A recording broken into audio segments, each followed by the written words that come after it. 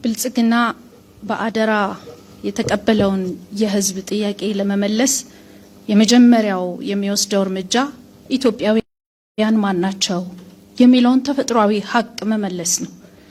አንድ ኢትዮጵያዊ በግሉ ከማህበረሰቡ ልንነጥለው እንችላለን ወይ ነው። ሁለተኛው የተቃዳ ሳይንስ አምጥተን ወረቀት ጽፈን ልንሰጠው እንችላለን ወይ? በሀገሪቱ ውስጥ ያለው አሁን የብዙ ፓርቲዎች መብዛት አንዱ ምክንያት ለችግርህ እንድታገልልሃለን ነው። ይህ የመታገያ አጀንዳ ህብረተሰቡ ያቀረበው በትክክል ነው አይደለም የሚለው ራሳቸው ፓርቲዎች የሚመልሱት ሆኖ በትክክል ግን ህዝቡ የራሱን ማንነት ይታወቅልኝ የሚለው የረጅም ዘመናት ጥያቄ ነው።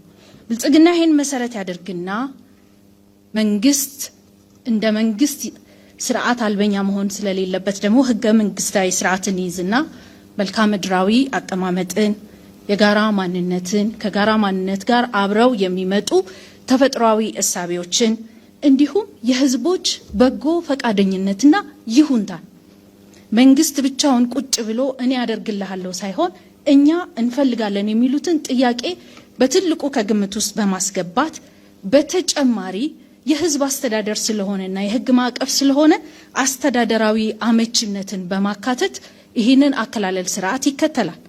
ይሄ አከላለል ስርዓት በጋራ አብረው በትብብር እንዲያድጉ በሚያስችል ሁኔታ ለመሄድ ደግሞ የጋራ የወል ትርክት ገነባለው ይላል። ይሄ እንደ ኢትዮጵያ በተፈጥሮ ሀብትም ሆነ በአቅም ሀብታም ለሆነች ሀገር አንዱ ላይ በስርዓት ከተዳደረ የኢኮኖሚ የበላይነት ይፈጠራል ብለን አናስብም።